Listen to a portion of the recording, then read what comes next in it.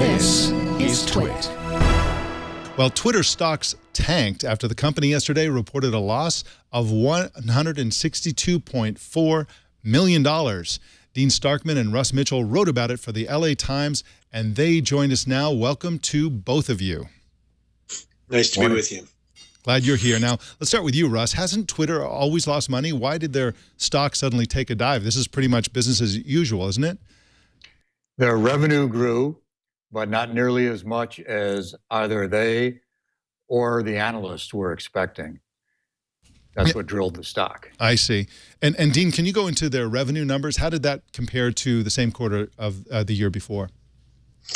Well, they were up 73%, which shows you what you're dealing with in technology, and that's a big disappointment. Apparently, it had been up 97% in the fourth quarter, and that slowing growth has got to be a cause of concern both for Twitter and for their investors. And Russ, clearly, Twitter is an ad-supported social network or social whatever. I don't know if it's really a social network. Personally, I don't think it's really a social network, but they're ad-supported, and ads are clearly the problem here. So Twitter is turning to Google for help. Can you talk about that? Yes, Google has a major service called DoubleClick, which does a lot of things to help get to advertising onto, get it online. They do tracking, they do analysis, and they physically help serve the ads, and they also have auctions which allow people to buy ads. So by getting by teaming up with Google, partnering with Google, Twitter is hoping to get its ads on more places, more platforms, in front of more people. And just a quick aside, there's a little bit of breaking news coming out of the Microsoft Build conference. Microsoft has announced something called Windows Store for Business. That's exactly what it sounds like. It's a Windows Store for businesses. All right, well, back to this Twitter story. Now, Russ, Twitter is having a user retention problem. They admitted, at least. What are they doing about that?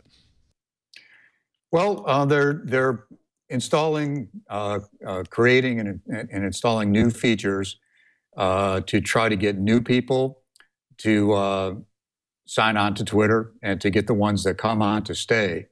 One thing they did with their homepage was make it easier for people to read Twitter feeds on their homepage, Twitter's homepage. And they've also started something called Instant Timeline. For years, the only real way to look at tweets was to look chronologically. You could organize those by different categories, but it would always be chronological. Now they're highlighting things using their own software to determine what people like and don't like, and highlighting some tweets that they think a particular user might like. Dick Costolo, the CEO, yesterday said that they want to answer the question, why should I use Twitter and how do I use Twitter? Because Twitter is a little bit more difficult to use than a lot of similar kinds of social networks. It's interesting that the company is almost 10 years old, and they're getting around to figuring this out, trying to figure this out. They also do all kinds of stuff. Like today, for example, they announced something called Twitter Food, which is a curated list of tweets. You can find that at twitter.com/twitterfood. It's basically like a Twitter account, but it's run by Twitter itself. And, personally, I wonder whether all of these changes aren't actually the thing that's driving some people away, because it makes it less like the Twitter we all signed up for and more like Facebook or other social networks. But I could be wrong about that. I'm sure that Twitter does a lot of studies and user testing and all that kind of stuff. Now, Dean, one of the interesting aspects of this story is that Twitter's results leaked early. Can you tell us about that whole snafu? Yeah, sort of a web crawling site called Celerity, which is designed to give information that's not widely reported or unreported to investors first. It's for people who trade in a hurry. Came across some of Twitter's results early, and they were from apparently their investor relations page, and they were accurate, and began a series of tweets that put out the bad news. it was, this was a serious breach of protocol, at least in the markets, because almost all market moving information is reserved for after the close of trading or before.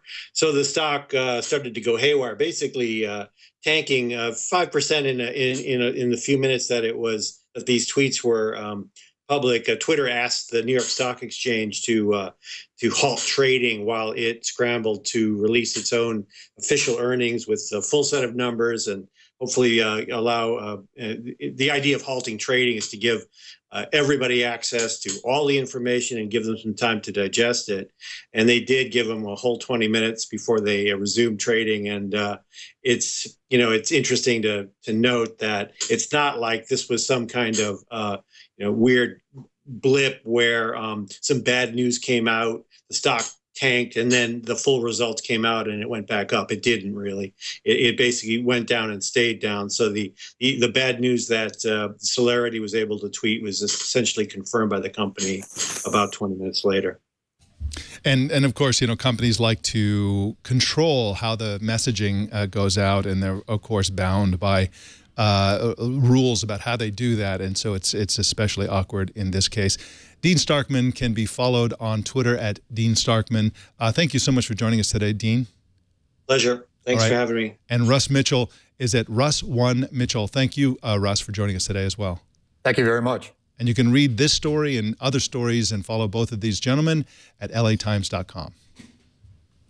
Well, speaking of Twitter, Twitter intends to acquire a retail retargeting company called Telepart. Alex Kantrowitz is a staff reporter for Advertising Age and joins us now to talk about this. How you doing, Alex? I'm doing well. Thanks for having me, Mike. Thanks for being on. Now, what the heck is retail retargeting? It's the same thing as any other retargeting in that what this company does is they've got pixels on the websites of lots of retailers, and they understand, they do not only that retargeting, but they understand their users, they get their analytics, and then basically what happens is they show them ads across the web. And so Telepart, they make software for doing this, their service? What do they do exactly?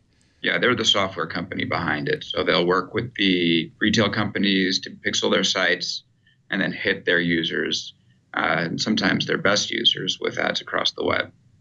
Now, you pointed out that Telepart could really enhance Twitter's newish buy button. Can you talk about how they might do that? Yeah, I think it's important to point out that Twitter is in the midst of rolling out this buy button, which essentially allows you to buy anything right from the web. Yeah, I love that screenshot. Look at that. $45 tickets to the NBA playoffs that you can purchase. I tried this out. I didn't buy the tickets because I live in Brooklyn, not Atlanta. That's lost that game, but now it's tied 2-2, which I'm pretty happy about. But you could literally right there buy the tickets. You never have to even leave Twitter. Now imagine what happens if you have the power of a retail retargeter combined with that. So let's say you look at a bag on a website and you don't really want to buy it at that moment, but then you see the actual checkout page in front of you on Twitter a few minutes later, and then you do make the purchase. So if you just look at it once, maybe you lost your train of thought on it, you'll never revisit it again. But with the retargeter and the buy button, all of a sudden there's a chance that those sales could be supercharged. And I think it's a real smart move for the company. And of course, Twitter just announced, as we heard, inadequate advertising revenue and profits and so on. Zero profits is inadequate, I would guess. Will this, do you think, materially help them in boosting their revenue? The number one thing that every analyst is saying is wrong with Twitter at the moment is the fact that they don't have enough revenue from direct response advertisers. Basically, that's instead of seeing a big ad for soap or detergent, it's actually an ad that tries to get you to buy right away. Well, it sounds to me that this is actually a perfect solution for that, and that all it does is direct response. They're not interested in building brands. They're just interested in leading to sales. And by the way, there's a lot of people calling for Dick Costolo's head today, especially after the poor results. And he's an angel investor in this company, and he obviously had a big hand in bringing them aboard. So I think he understands the problem, and I think that he's making moves to address it. So for everybody out there who wants to fire him, I think it would be short-sighted, but that's just my opinion, and I don't get to make that decision.